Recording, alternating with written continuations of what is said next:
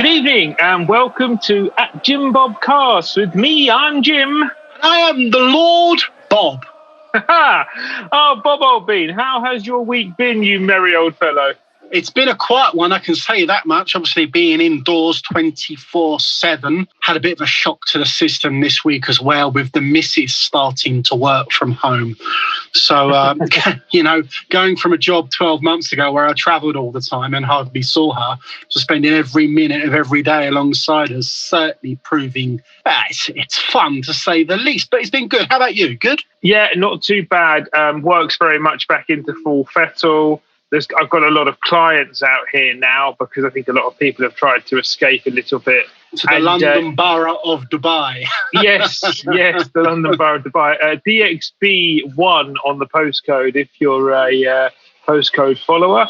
Yeah, no, and just sort of back into full swing, really. Little Ivy started her homeschooling projects, and Theo continued to terrorise the Russian and French children of the Atlantis. So, yeah, it's all going well, old chap. Look, interesting one to start the piece with. We'll start with our political correspondent, Lord Bob Howe. COVID-19 in football, Bob. It's had a lot of time in the press this week. We've steered clear of really getting involved and talking COVID ever since we've done this. But I think the time has come now to really look at it, because obviously there's a surge in cases within football clubs. And if you look at what's happened just in the FA Cup this weekend, with Derby fielding a next to nothing team getting beaten by Chorley, in a result that realistically should never, ever happen. And obviously on Friday evening with Aston Villa fielding a team that had to be delivered to the ground by their parents because they couldn't drive, albeit they held their own for the first half in quite an admirable thing. But, when you get the game becoming farcical because of COVID, and that rise in cases, several managers now, Steve Bruce come out and suggested that there should be a break. We've had Sam Allardyce before that suggest there should become a break. And you've got other players coming into it. So the Premier League themselves came out again on Friday with an incredibly strong stance to the Premier League sides, almost laying down the law that it was the Premier League's teams' responsibilities for looking after their players. COVID's obviously surging. It's going wildfire in and around the United Kingdom right now. And it doesn't seem that football is missing or escaping the spike in cases. Yeah, I don't know. I think we should talk this.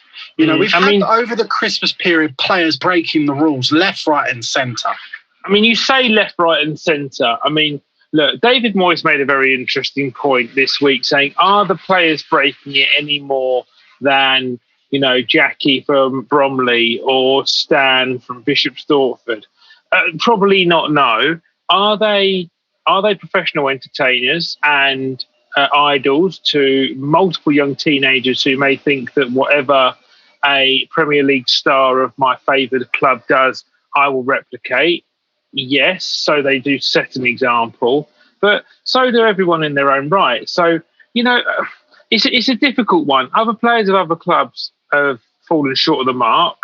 I think the people that have fallen short of the mark haven't been punished accordingly. I think clubs should have come out, and I think they're starting to do so now. I think the players who were involved in that Christmas debacle, which was the mixing of the Tottenham and the Fulham player, I believe. The West Ham player as well there, Lanzini. Yeah. And they've now had to dedicate a portion of a week's income to a local food bank, which I think is, the right thing to do and also quite admirable.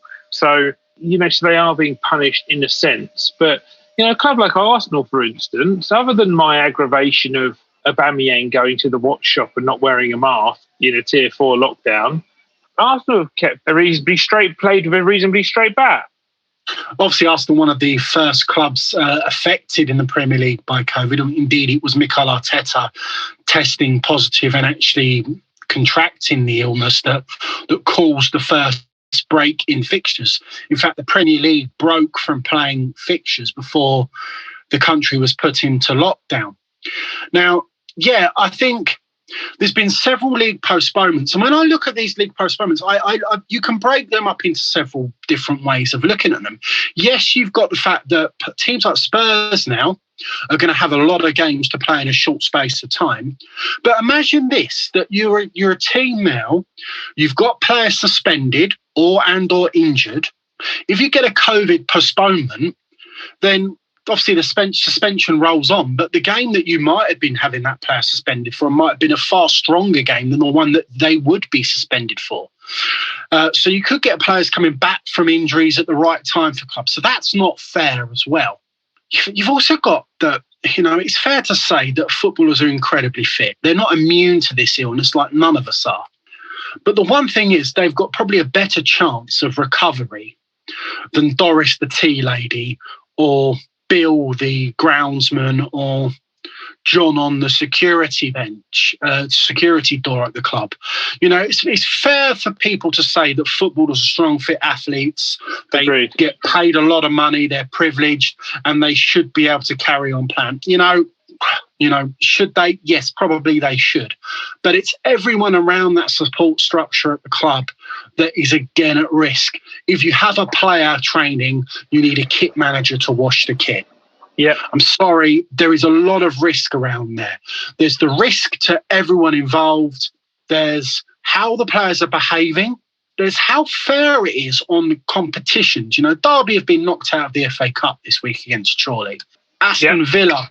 A year ago, Aston Villa played Liverpool in the League Cup and Liverpool put their youth team out. This year, Aston Villa had to put what we would say is their under-18 side out.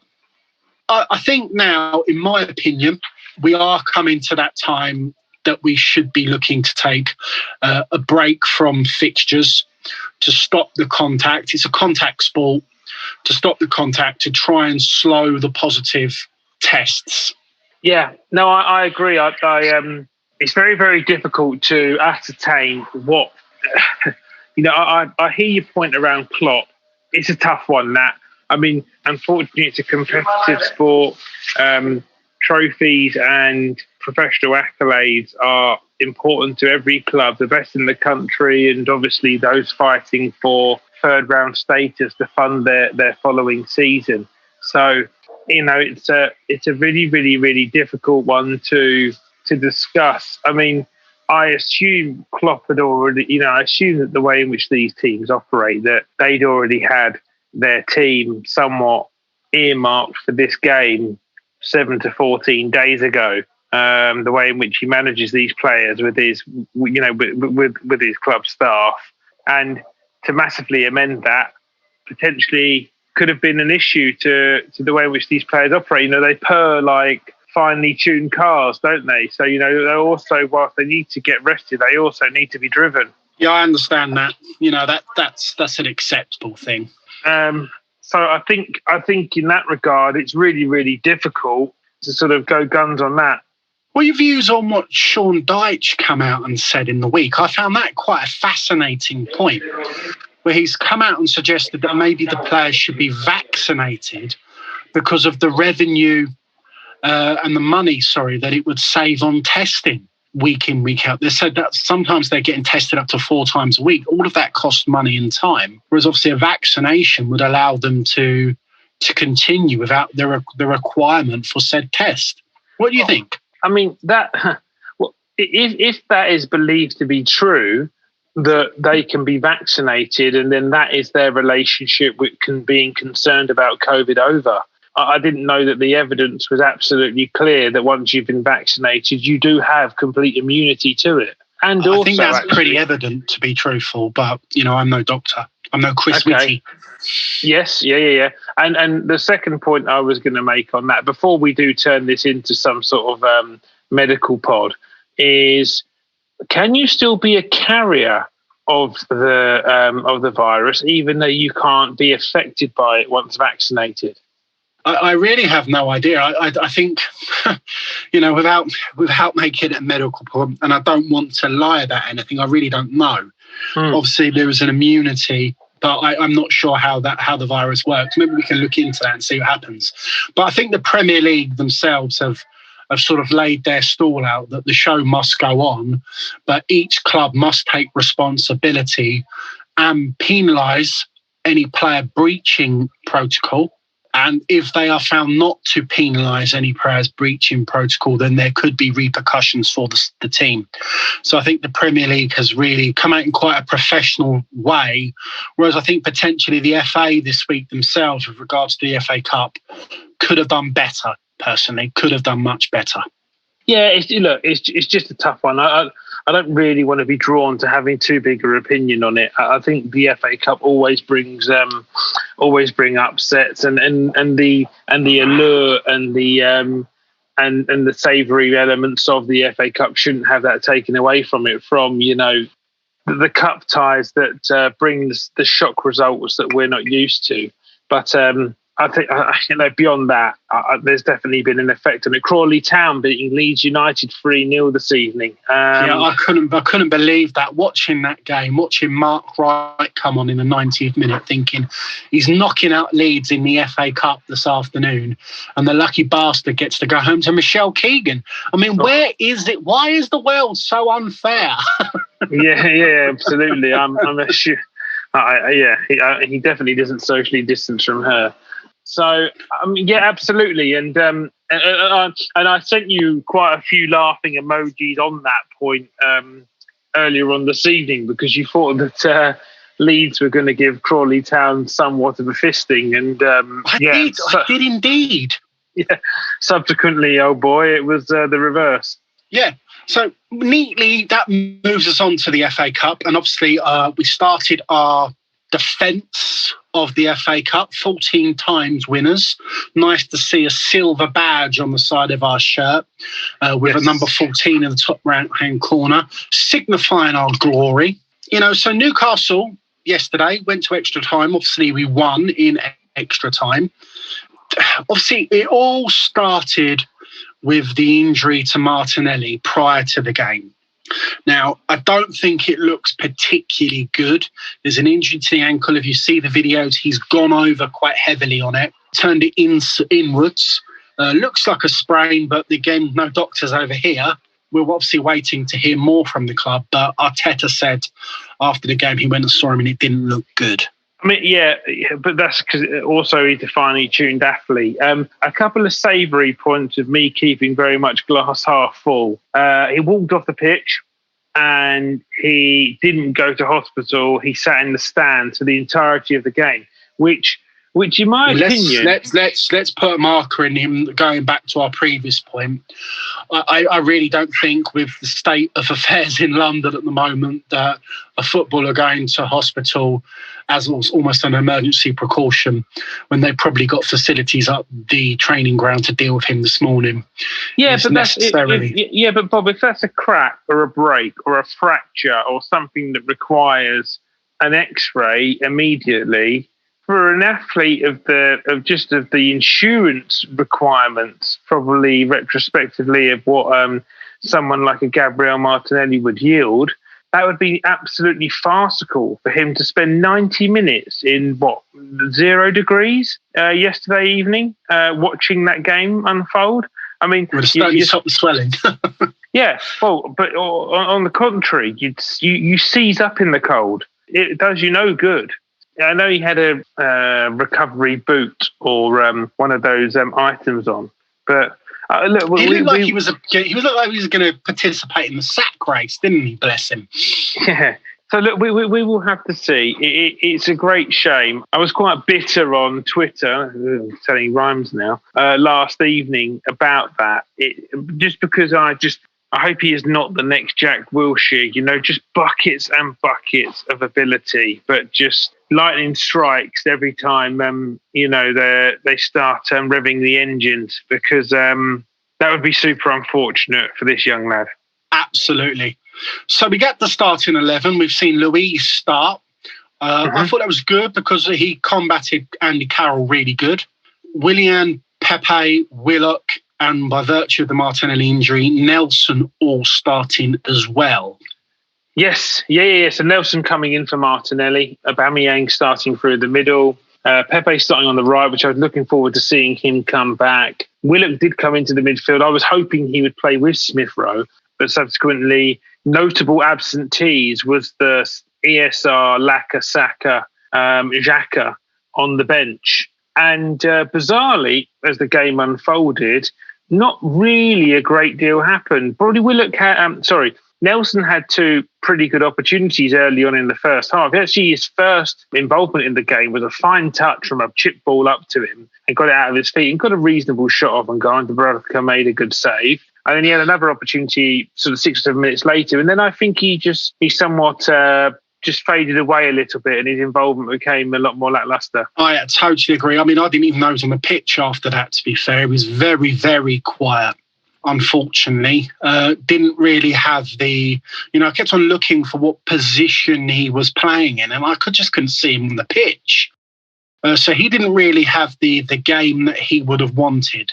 He was given a chance to sort of put himself into some sort of selection position and he didn't really do well.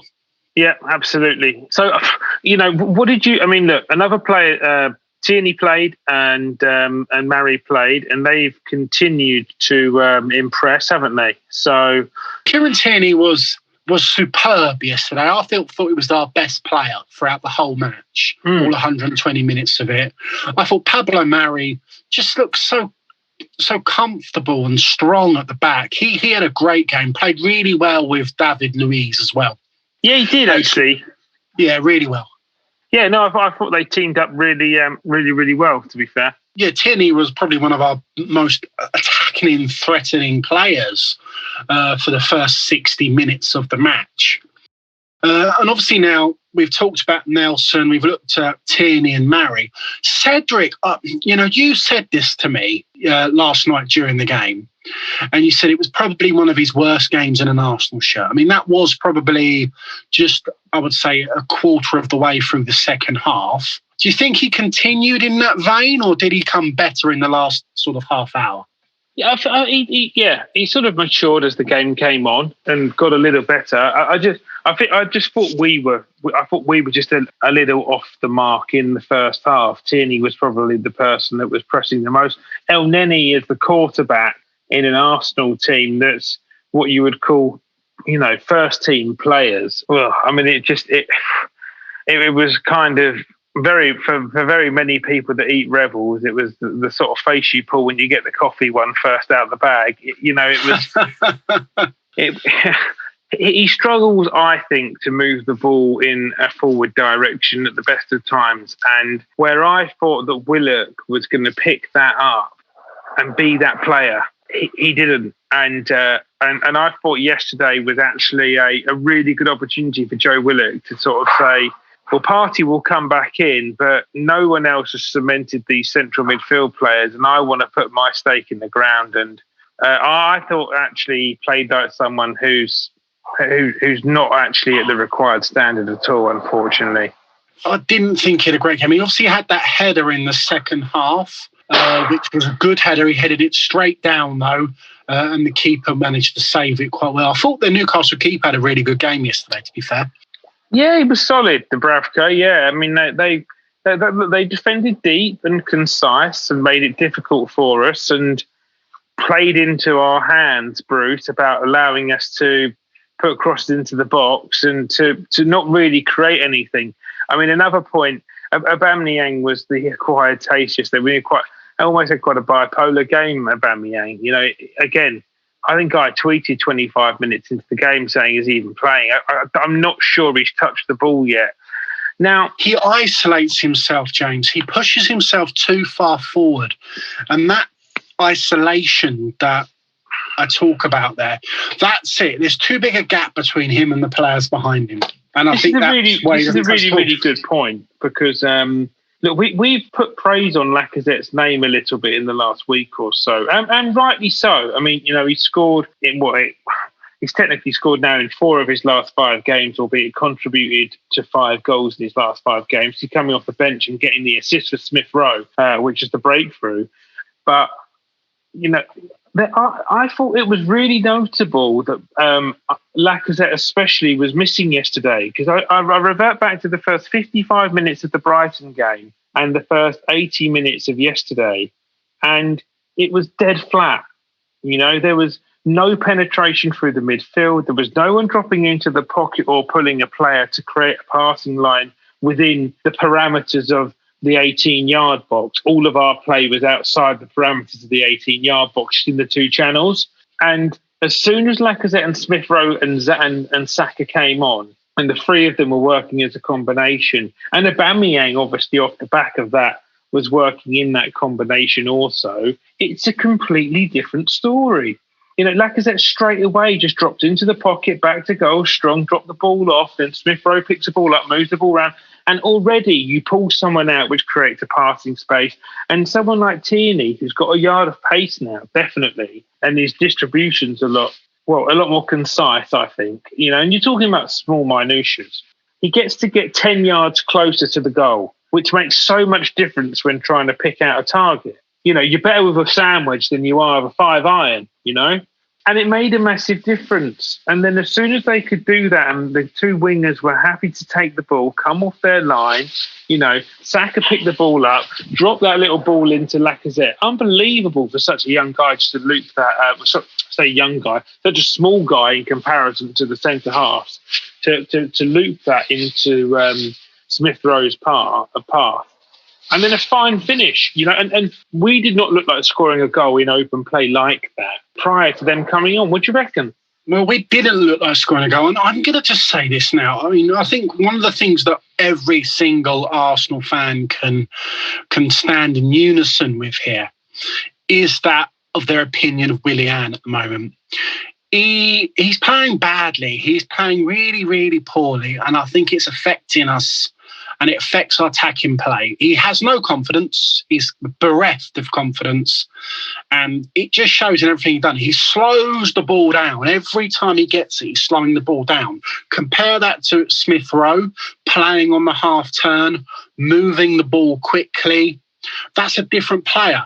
I also thought that when I was watching him yesterday, and I think this might have affected the boy Nelson's game a little bit, that I felt that Willian was following the ball around rather than holding a position and standing in position to create space. He's following the ball from left to right to left, really following that ball around all the time. So almost saying, please give me the ball, let me try and do something, And everything he did not turn out to be of any degree of quality at all. He is so far short of the required standard, so far short. I think he's a real problem for us at the moment. And I would say that every single Arsenal fan would agree with me. Yeah. I think you're absolutely right, yeah. I don't know where you go with that because, Arteta in his post-match interview, obviously he's not going to completely berate at the player, albeit he did have a bit of a dig at Pepe after Pepe was sent off. But, he's saying, Willian showing in training that he's got so much more to give. His time will come. He's doing all the right things, and it's like we will persist with him. And I just sort of think to myself, you just can't be satisfied that go on. If an actor in a play remembers his lines in every single rehearsal, but then goes on stage on Saturday night and forgets every single line, then the actor doesn't get the part. I'm sorry. He might be brilliant in training, but he's not delivering ever. He's delivered in one game, which was the Fulham game, which was against an incredibly poor Fulham side. That's all he's done. So for him to, fair play, he might be good in training, but, there is another person that's playing well in training by all accounts, and a lot of players are saying that. This is my only moment I'm going to say this. And after this, I'll draw a line underneath it for several reasons. If you're not picking Mesut Ozil because of football reasons, then I believe you cannot pick Willian because of football reasons. The bloke is not playing well.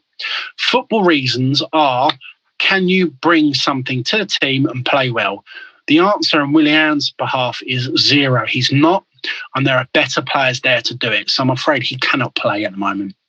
I totally agree. And, I know we don't want to get drawn on the Ozil situation, but yeah, I look at players yesterday who played and who have not been in form and have been awaiting their chance. Nelson, Pepe, Willian, to name a few. And Aubameyang, but he has been playing, but he needed to do something or find something. Willock especially as well. They're the four, not Aubameyang.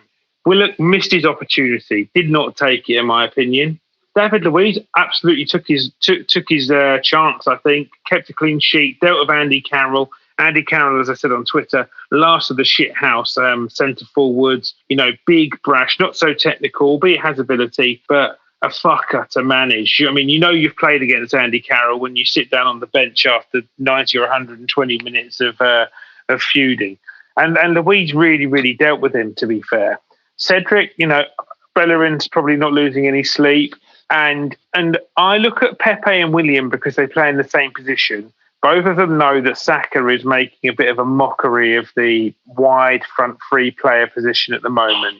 And I thought Pepe, he really tried to do something yesterday. Do you know what I mean? I felt like he always wanted the ball. He was busy. He tracked. He was all over the final third of the pitch.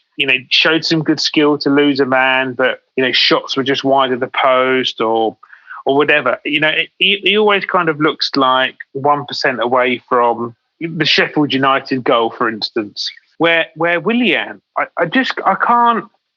He's supposed to be an absolute dead ball specialist, and even his corner taking, they're looped in, they're high, they're towards the back post. They're not in a, coming in with snow on them a little bit like a Gary Owen and 16 yards out from goal. No one's scoring a header from that. Yeah, I think there's only one bloke that's had a worse week than Willian this week, and that's Donald Trump. I think Willian's had an atrocious week. Everything you've just been talking about him is true. Arteta's going to have to stop picking him. It was a perfect game from yesterday. You're absolutely right. And it was his chance to shine, and he was dull as dishwater, I'm afraid. Yeah. I don't really know where you go with it, old boy. Well, we'll probably see what unfolds in the next few weeks, because obviously we've got 8 games in the next 30 days. We'll sit here in a month's time or 30 days' time after playing 8 whole games, and that's a lot of football. So we'll see how our squad develops and is used over that period of time, and how much or how well Willian comes on or doesn't come on at all. But you say Pepe. I think Pepe with himself, we bang the drum about this now, but obviously with Saka's resurgence on the right and Lacazette's resurgence in the middle, that it's going to be hard for Pepe. But he just needs a run in the side. He's got the credentials. He's got the ability. You said it to me last night. He's incredibly left-footed, and I said he's so left-footed. He's more left-footed than Daniel Day-Lewis. He's just got the ability to do it, Pepe. He just needs that chance. Unfortunately, the way the team's playing without him, that's going to be hard. Willock, I think he needs a loan. I think he needs to play a lot more, Willock. He doesn't need to play once every 3 weeks or come on as a sub or, just play here. He needs a regular run in the side that playing football, and I think that will bring him on leaps and bounds, personally. Yeah, Willock's a funny one. He has shown that he has ability in previous games, and he did get beyond the last line and get into a position for that headed goal. Something that Ceballos just doesn't actually... He's not... I don't know whether he's even got it in his game, but he's just not able to do it. And, he's young and he is raw. They've talked in the transfer window. I know we're going to get into transfers doing our weekly roundup in a moment. And he has been a player with Nelson that's been earmarked for a loan. I actually think after watching that game, that's very, very, very sensible man management. Both of them will benefit from playing regular first-team football in their retrospective correct positions week in, week out on a loan basis. Do you agree? Absolutely. Lovely. So, and that's that. So, again, we said it in earlier pods. I want to persevere with Pepe. I want him to play a run of games, but it's very difficult now because how do you not play Saka? He came on the pitch and created something, which created a chance, which led to a goal-scoring scenario, as did Smith Rowe, as did Lacazette. And I'm sorry for Aubameyang, but if Aubameyang now wants to play in this side, he has to settle for the fact that he is not the best number 9 at the club at the moment. Now, he got his goal yesterday which was inspired piece of play by Granit Xhaka. And then Tierney, for all his hard work, finally got rewarded with his assist. And like I said to you, why I would have played Aubameyang on the Thursday nights, just get him 2 yards out and just let him put the ball in the net. That would do him no end of good. And you saw all of a sudden he had his smile back. All the guys were happy for him on Instagram story. I think that goal's going to really turn his season, or at least I hope it. You mentioned Pepe again. With those 8 games in 30 days that I've previously mentioned, 8 games in 30 days, and you've got the fact that we are likely to be missing Martinelli for a period of those, likely to maybe be ins and outs with loans and things like that.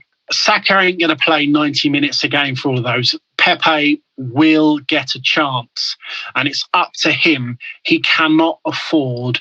You can't afford to turn in the bedroom with a semi. He has to come fully ready to go, I'm afraid, and not miss a chance. I'm sorry. He has to be brilliant. Yeah, he doesn't need a COVID vaccination. He needs a blue pill. Defo. You mentioned that substitutions last night. Yeah. Ian Wright said it himself. He said the blokes were brought on to do a job at the beginning half, didn't do the job. So Arteta calls to his elite, his A team, and he's made the substitutions during that game. So obviously, but that's interesting that you say that. So look, you quote Ian Wright there, his A team.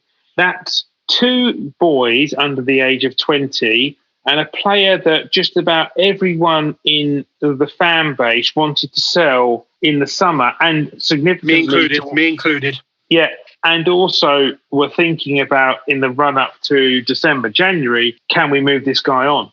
You know, so it's... The minutiae that football work in are mesmerising. But it's a fickle old world, mate. It's a very fickle world. Yes. But the fact that Arsenal are now reliant on such youth players, I said this point to you, we have the biggest squad in the country because we've not been able to register all of our overseas players. But it is so lightweight. That had to go all the way back to Wenger, to be honest. That is just poor management from everyone from the head coach through to the ownership to be in that position, you know, because we are absolutely now reliant upon Saka and Smith Rowe, as well as Lacazette, who was I think he's our third highest ever signing or something like that. So he's rightfully being asked to be called upon and is producing. But there's no other club in the land who share the kind of categorisation of the club size that Arsenal do that are so reliant on raw academy products as us. And that needs to get revisited, Bob, when we come into this transfer period. Yeah, I do. I agree with you, everything you just said there. You know, the fact that, Xhaka coming on the pitch and playing in the centre of the park, he was almost like a catalyst for the game change. And he had a brilliant game last night. And he was such an improvement to what was playing in the centre of midfield. It really turned the game in our favour. So him and Smith Rowe came in along with Saka. And almost suddenly it's like a flipping of a coin. It's like a Jekyll and Hyde performance. Arsenal go from being, lacklustre and benign to playing fine attacking football, moving the ball forward quickly and smoothly with lots of variation. And it was good. But I said it to you last night, having Xhaka as an improvement to your midfield is that of having no roof on your house, but use an umbrella to stop yourself getting wet. It's not fixing your situation. It's just solving a small problem. We can't be holding aspirations potentially of European Champions League football when you're looking at players like Xhaka and calling on players that this time last year were children to turn games for you in this day and age. It's just not how it's done. Because Xhaka he's got a bad attitude. We've seen that before. That will flip around again and he will have a run of bad games like he always does. And the young players, they will have an inevitable dip in form. They will maybe potentially suffer that degree of burnout that young players do. Yeah, no, absolutely. And just to go back to the start of your point there, I thought Xhaka was phenomenal when he came on, actually. I thought he was such an almighty upgrade from El Neni on the deep-lying playmaker position. And El Neni actually grew into the game when he could fulfill his box-to-box shithouse role, where he plays his best football when he's only required to pass the ball 5 yards sideways to someone technically far better than him. It was what he was unable to do when Xhaka came onto the pitch. And Xhaka's range of passing in the last month now has been significantly better. So credit to Arteta or his team if they're the people working with him or getting him in the pocket, or he's just having a fine run of time on the pitch. But he is now starting to distribute the way in which Arsenal need a player playing in a midfield free to do so. Because you do get that range of passing from Partey. He looks to have quality in those kind of I'm looking positions. forward to Partey coming back. Yeah, and that would probably be my free right now, Bob, if I was playing my full-strength side and we go on to the next games. Partey, Xhaka, Smith Rowe would probably be the free I'd look for, And I There's think no doubt about it. Yeah, and you're right, there isn't. And I don't think there's any competition for those three at the moment, Which is a bad state of affairs. So we talked about Xhaka in a way, a bit of an unsung hero. Bernd Leno, what a save at the end from Andy Carroll. We were out then, but brilliant goalkeeping, brave goalkeeping. He's been brilliant this season, Bernd Leno. Some stats earlier on that were phenomenal about how many clean sheets he's made or kept, the amount of minutes. Phenomenal, brilliant Bernd Leno, saving penalties. Yeah, I'm very content with him between the sticks at the moment. When we talk about transfer windows, we'll relive the pain that it's him or nothing in goal. But yeah, Bernd Leno was brilliant again yesterday. Really commanding in the box. Looks a lot happier now. That I think he looks a lot better since he's been playing with Mari, to be fair. I think Mari's brought something into that defence of almost like a statesman-like defender. Not going around doing fancy things, but just doing the minimal stuff brilliantly well.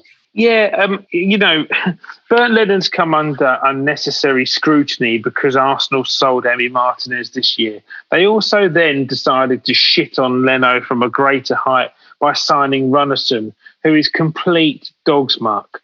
So the pressure and focus on him now to make a mistake is so much more intense that on the flip side, actually, when he shows his ability, which he has done very, very consistently for Arsenal, in his career at Arsenal, I can think of some really, really fine moments from Leno.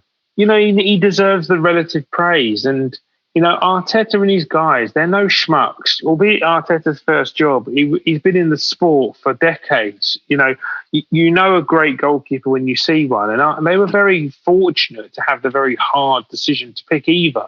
And subsequently, Martin is having a fine season at Aston Villa, as you'd expect, and Leno's having a fine season at Arsenal.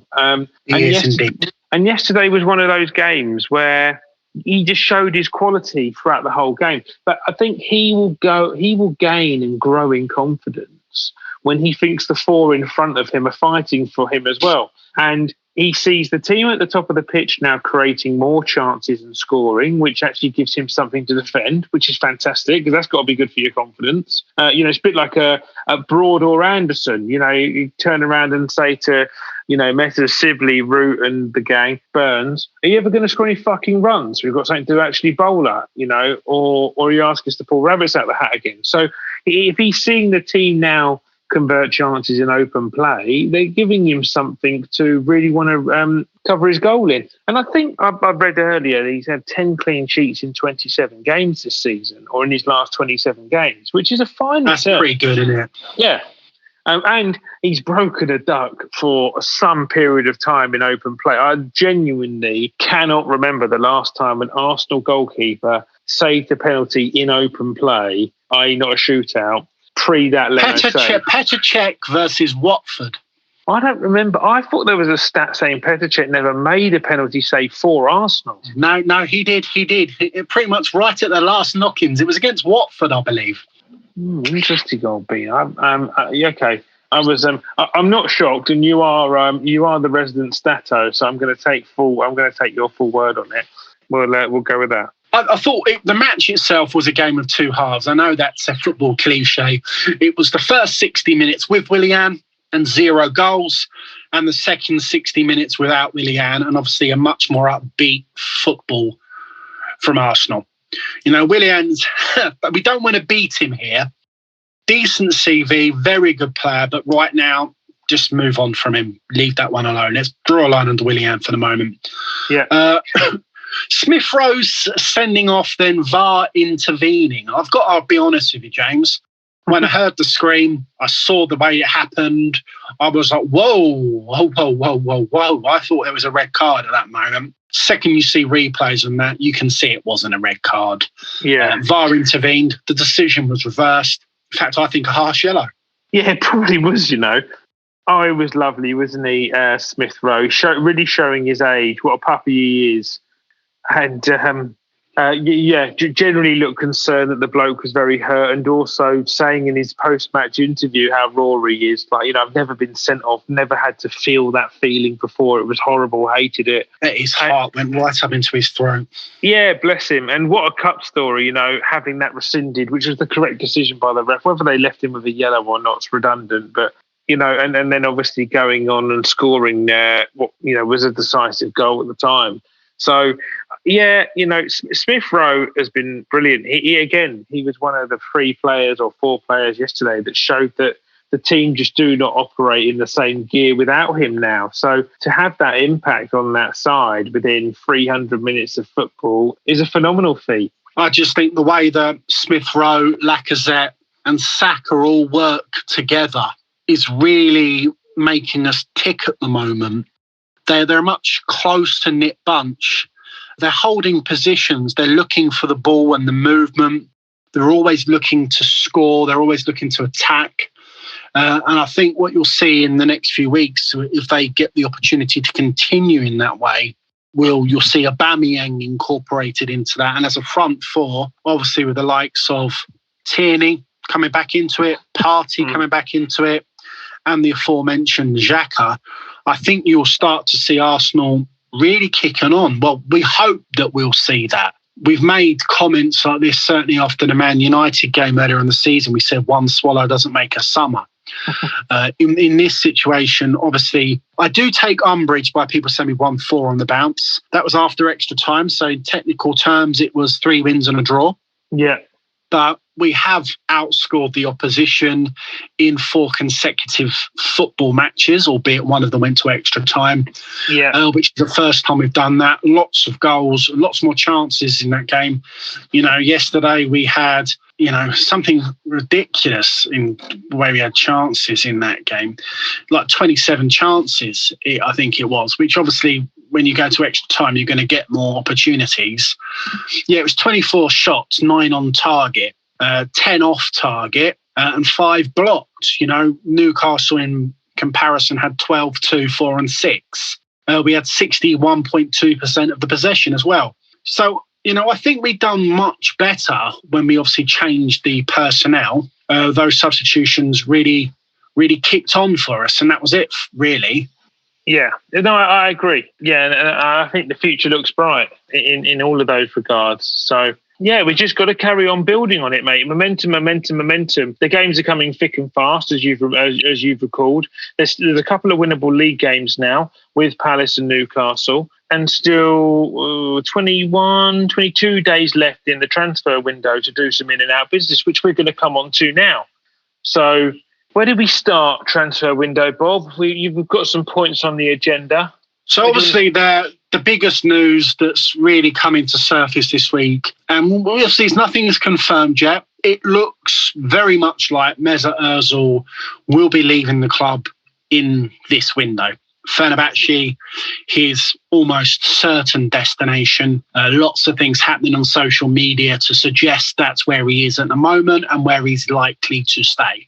Yeah, I don't want to get too drawn on the Ozil situation about talking about his career in abbreviated commas at Arsenal until we actually draw a line under his employ. But yes, there is quite a lot of news, a lot of musings coming out. I think there's a long way to go. So as we start this transfer situation, I just want to bring it live now on the pod because you and I have discussed it. And it was touted by someone quite reputable that we had received an offer, I think, of between 7 and 8 million euro for Mohamed El Neni, for him to go to Besiktas in Turkey, funnily enough, I believe. And the argument over whether or not it's easy for Ozil to leave Arsenal in January is because he has one further loyalty payment due to him, which I believe is the remainder of his contract, actually, for the sum of 8 million euro. Now, I just don't understand to clear 410. If we just agree, and John Cross is God, that Ozil's on £350,000 a week, which you know my opinion on this. I do indeed. And I believe it's touted that Mohamed El Neni earns around about 3 million euros a year. So that has him on 50 to 60 million euros a week. I don't know why you don't go cash neutral on the payout, i.e. El Neni's sale pays for Ozil's contract release, and you don't see there being a benefit in removing 410,000 per week from your wage bill. It just seems like really simple business nous to me to do that, because you've now got available wages in your wage structure for a serious midfielder. I mean, I can't think of a central midfielder that goes box to box with technical ability on bigger wages than Paul Pogba. And he's on, £250,000 per week. So convert that to euro, it's like 270,000. So you'd still have a fuckload of change for 1-2 other players thereafter. So I just don't understand why you don't do that deal. I just don't get it. I really don't. And, you know, especially when we're now going through the transfer window, it's been touted, hasn't it, Bob, this week? We use Twitter a lot for our forthcomings, that both Torreira and Guendouzi's loan deals are due to be cancelled and they will return to their parent club, which I actually believe that's bollocks in both regards, to be honest, because they would have done it by now. You know, you're 10 days into a window. If they didn't want them, they would have sent them back on the first. So, yeah, that's true. So, yeah, certainly depends on the style of them. I think they're looking to, from what the reports suggest, is bringing Torreira back with a view to moving him to Fiorentina. So I think all the while he's obviously at Atletico Madrid, they're paying his wages. Yeah. So I think they might want to get the Fiorentina deal, if it's true, a bit more concreted in before they make the decision to bring him back. Because obviously once they brought him back, they got paid wages. And again, you don't want another player that's surplus to requirements, because he will be in the overseas player category. With the boy Guendouzi, he's had a reasonable start to his career at Hertha Berlin. Lots of things on Twitter saying Arsenal looking to bring him back with a view to maybe play him or sell him. It would make sense if they moved someone like El Neni on to bring him back into the squad. That would be sense. I could see the sense in that point. I certainly don't see the sense of bringing him back to sell him unless there is a lucrative big offer on the table for him. Because I can only see him continuing to bolster his value by playing in Germany. Yeah, I don't know. I think he's playing for Hertha Berlin and playing well and playing regularly, so he's getting minutes. Yeah, and then Torreira, you've mentioned before, he's being strongly associated with Fiorentina, so he could just hop a plane straight from Spain to Italy, couldn't he? I think that's a likely thing. If there's any truth in that is something that I think Arsenal will want to do. You said it last week, and we've said it a lot of times, and I agree with you on your point that I think Torreira has played his last game for the club. Yeah, no, I think it absolutely has. I think the piece that came out on his Twitter, which somewhat attacks the English FA's etiquette and decorum and the standards that they set for people that are playing football in this country, makes it very difficult for Arsenal to re-employ him. Yeah, and I think he's just not settled here. His best friend now plays for Aston Villa. He hasn't really got any friends in the club. I mean, I imagine for established footballers, returning to your parent club from a loan must be really difficult, you know. 6 months is a long time in football to come and try and re-establish yourself back into that team, even though you know some of them. If you're not completely competent with the language and you've missed 25 to 30 games of football, it must be like re-signing for a new club. You know, it must be really tough. So well, I speak on my own experiences of something like that. Last year, being one of the millions of people that did happen to be put on furlough, when I went back to work, it was almost like you're starting a new job. A lot of tenterhooks around how you're feeling and everything on that first day back sort of thing, albeit working from home. So I can, with football, even more so, because obviously players have got relationships, parties come in, El Neni's come back in as well. Yeah. And they've all forged a level of relationship there. You've got Smith Rowe, you've got Saka. The whole dynamic of the team has potentially moved on from, Torreira obviously was there for Emery all the time. And, whether Arsenal's moved on to be in a slightly happier place in recent weeks, I can agree with. But I think it's certainly, albeit we had that dipping form on bad form this season, it was still looking like a happier place than what it was previously. No, I agree. I absolutely agree. I just don't think either of those players will come back, but I do think both of them possess the ability to be better than what we've currently got. So, again, it's just one of those ones we'll watch, follow out. There seems to be quite a lot of deadwood looking to move out. That's the first time I've not seen in a fringe game I can remember where he's been fit that Mustafi's not been involved. Yeah, Socrates and Mustafi looked to be hot trotting it out of the Emirates Stadium. The Emirates car boot sale is now on.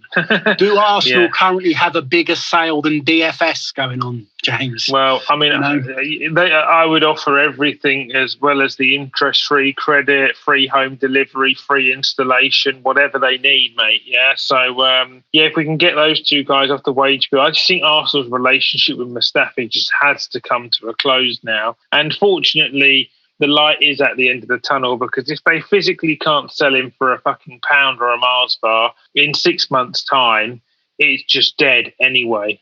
And he is long forgotten with the emergence of Mari and Holding playing regularly quite well. Louise just slotting in after 4 games or 5 games off and playing well again. And we know that the boy Gabriel's had a very good start to his Arsenal career. There's 4 solid centre-backs there. There's just no need for, unfortunately, because I hate to say it because he's English Chambers, Mustafi and Socrates. So, just move the 3 of them on in whatever capacity you can. Yeah, and then, there was some musings this week about Nketiah going to Wolves and West Ham. You're talking about big fees as well, 25, 30 million quid, but that's what had the proverbial bucket of water thrown over it with poor Martinelli going over on his ankle. Yeah, I still think if someone came in with 30 million for Eddie Nketiah, Arsenal would be muppets to turn it down. I think anything north of 20. I thought Rhian Brewster going to Sheffield United for 23 million was an audacious deal. How outrageous the chap at Liverpool negotiating that. But if they can get anything in the same kind of ballpark as that, then it's a good deal for Arsenal. Agreed. Obviously, we touched on them earlier. Nelson Willock, I'd hope to see go out on loan. But with all this deadwood moving on, what's going to come in? The keeper issue is Matt massive. Macy, we haven't mentioned it because he never plays, but Matt Macy has officially left the club. He's gone to Hibernian in Scotland, and we wish him well. Absolute giant of a man. A good-looking goalkeeper as well, 6'7" or something he is. So we only have 2 first-team keepers now. They've promoted the young lad from Mertesack's academy, who's now training with the first team. And obviously, people have their opinions about Runnerson. So we need a keeper. I like the guy Raya at Brentford, but for me, a centre-back is something that the club have got to take a look at, because Louise will leave in the summer. That will leave them 1 short. And I think 4 is actually quite light when you play Europa League football, because there's so many more. Yeah, it is. So, but then obviously we've got Saliba coming back in the summer, and, now he's gone out on loan. Obviously, I hope the game time's really good for him. So he was man of the match for Nice in his debut. Yeah, but some people were saying he was actually quite shit. So, I hate this kind of... look, you've said that, and I take your word as my, your gospel. You're my Allah. So I'm going to say that he's played once and had 1 good game. So let that continue. He's got to come back in. So that's good. And hopefully he continues that good form. So there's that part there. But for me, I mentioned it earlier in the show, central midfield, we are so short on. We need 2 central midfielders. Now, that might be reintegrating Guendouzi. Torreira's career at Arsenal is completely done, in my opinion. So Guendouzi can come back and take one of those spots. And don't get me wrong, Guendouzi's had many a fine game for Arsenal. So he's not a bad footballer. No, not at all. But they are one player short. You mentioned in the notes Julian Brand. That's a funny deal for me. Is it? Well, it's a deal because it seems from what I've been reading this week that Dortmund want to move the player on in some way, shape or form. And if it's true that Arsenal are looking at him and keen on him, but if you've got one team wanting to sell and one team wanting to buy, you know, it's a smile and a hand job and the deal's done, isn't it? You know, so is there any truth in that rumour about Julian Brand? I certainly think the boy Bundia, he's being referred to as a £40 million player at the moment. That's much too rich for our blood for a player of that calibre. Whereas the 25 million or the loan offering that's potentially been banding about for Julian Brand, I just think to myself, you know, is that some level of deal? The Buendia deal links to the fact that Norwich looking at young, talented cams in and around this league, and they're like, well, if Grealish is 100 million, Buendia is at least 40. They must have seen that and thought, here we go, you know. But then also there is an element of we're desperate to hold on to this player if we're going to get back into the Premier League and stay there. So, you know, it's worthwhile waiting goal. It's kind of back to the whole sort of Mahrez thing when he stayed at Leicester, you know. You think back to when Arsenal offered, 50 odd million, and then there was the second season we offered more. Then City ended up prizing him away because you just can't say no eventually when the money gets so big. I'm not even sure if Arsenal got to 50. It might have been 40. That was good enough to say no to, but he went for 50 plus, didn't he, in the end to City? So it's the same kind of concept, right? But if I was going to spend 40 on him, I'd sooner spend 80 on testing Aston Villa's resolve on Grealish, you know? Yeah. Brand at 25 million euros seems like a different kind of prospect. But you mentioned it in the last show about a player I'm particularly fond about. And I would sooner test Liverpool's resolve for 25 million euro on Gigi Wijnaldum with 6 months left on his contract than I would a Julian Brand. So, yeah, no, I think these are all things that need to be tried because we do need to bring players in. You cannot get rid of all your wood and still expect to keep a fire lit because we're a couple of injuries away from total implosion. Yeah, and in response to that, you know, you're absolutely right. Which member of the management team is the match? You know, is it Edu? Because I just don't know. Well, he's got to do something. You know, he's not come out, and normally he's doing interviews, and we get a little bit of an insight. It's been very, very, very quiet on his regard, and the management have been able and fortunate enough now to hide behind 4 wins in a row. But yeah, they've got to go about their work.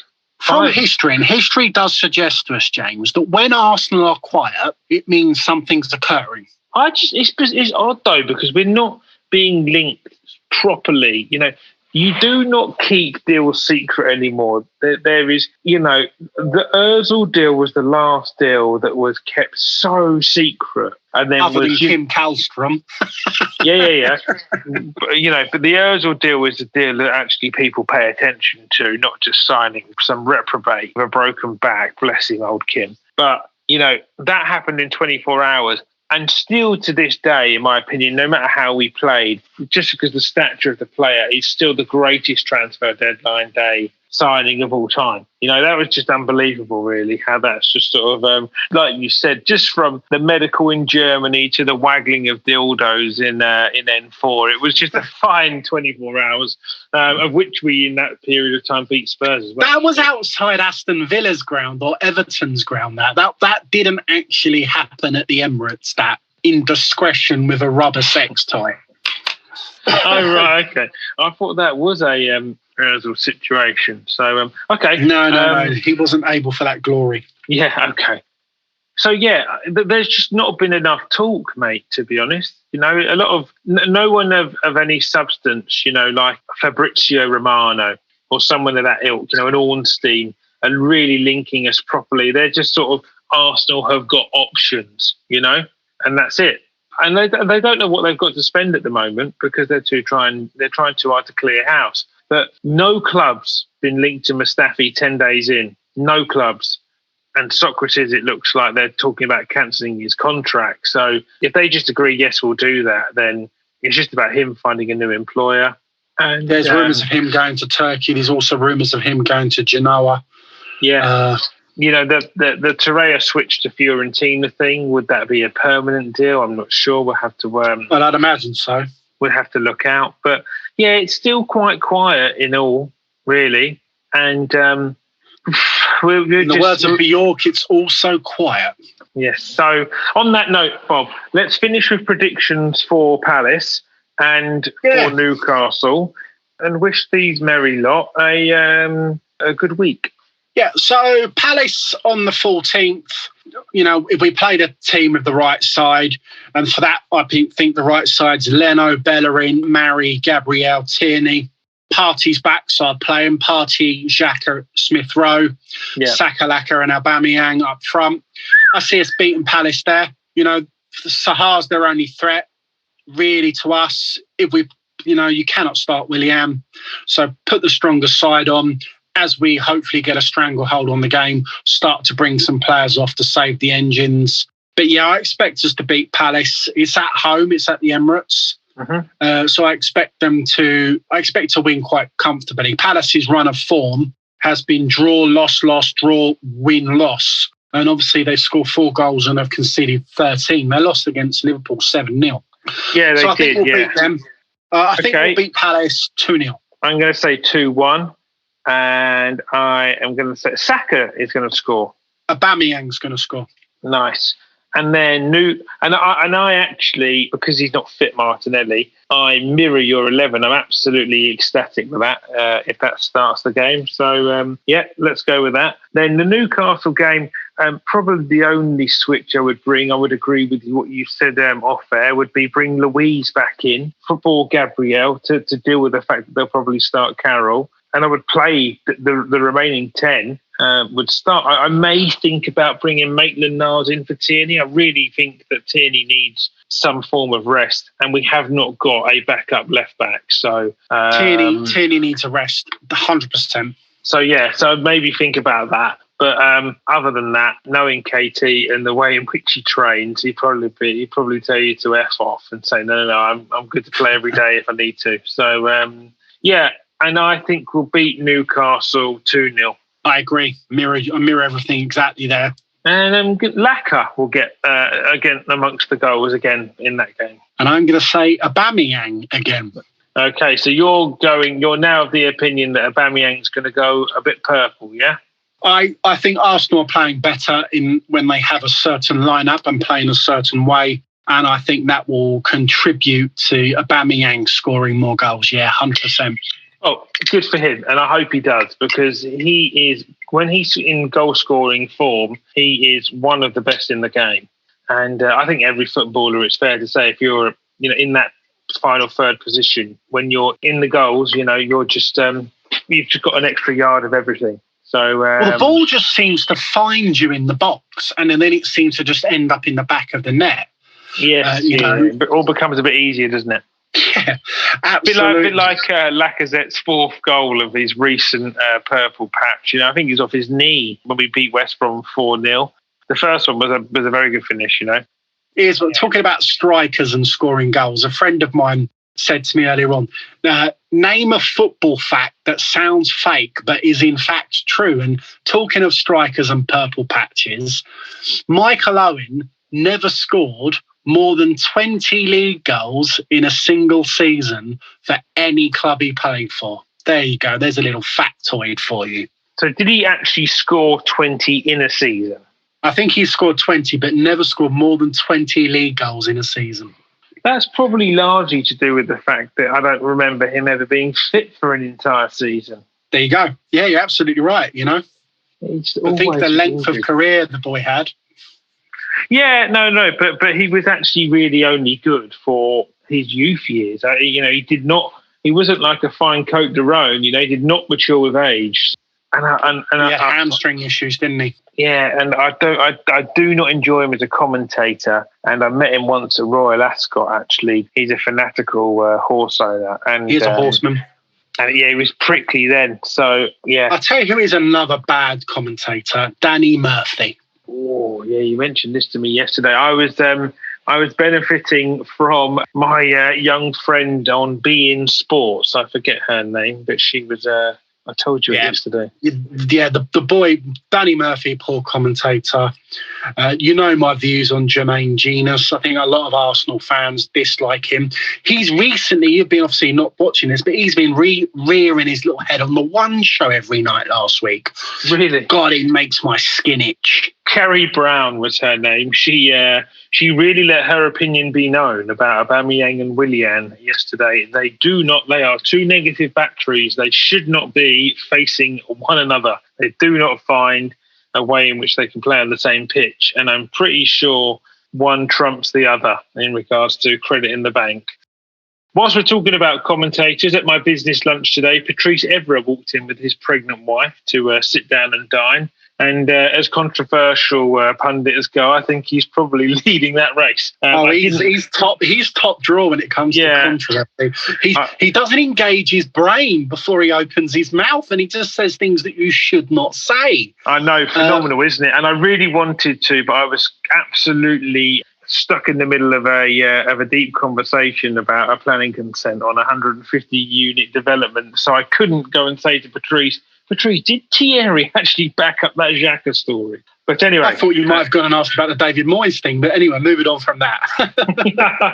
Well, look, let's wrap up there, old Bean. Always a pleasure to spend time on the airways with you, and no doubt we will catch up next week. As always, I have been Jim. And I've been Bob. See you soon, folks. Bye-bye for now.